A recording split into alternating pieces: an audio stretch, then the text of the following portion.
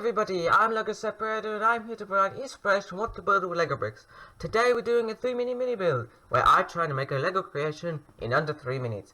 And today we're off to the gym.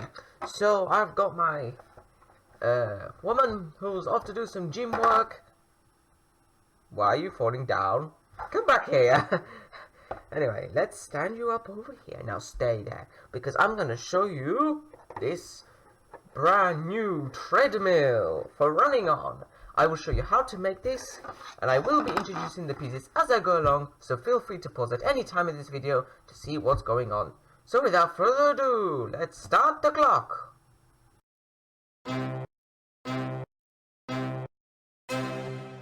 Okay, the clock is ticking, so let's get started. So we're going to start off with a 4x6 base plate. Use any color you like. I'm using dark grey, and now we're going to add the so-called threads of the treadmill, and we're going to be using 5 of these grill elements because they make a nice kind of, well, tread.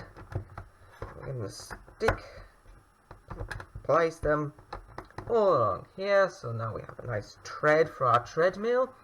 And now we're going to make the sides of it, so we're going to be using base plates. I'm going to be using this lighter purple, like so.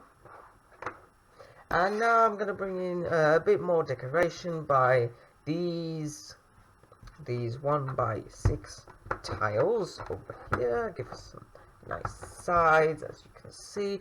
Now we're going to make the computer part of the treadmill, so we're going to have this over here, this kind of brick, slightly ribbed, and on top of that we're going to have a light purple 1x2 base plate and a dark purple 1x2 base plate. Kind of gives it the pattern there.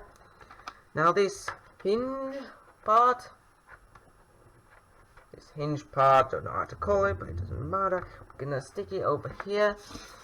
This base plate with bars on the sides over here. This is going to be what's going to be held, and I'm using a printed computer tile piece, but you can use any buttons you like.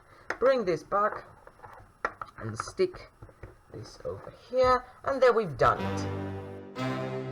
So there we have it. The treadmill is complete. A very nice, short and simple build, and you could add much more detail, for instance on the sides or the actual computer interface, but what's most important is this kind of tread that you kind of pretend that it's the moving part, and then you can just slot any minifigure who's going to be running over here. If you want to, you can make them hold on to the bars here so they don't fall off, and off they go.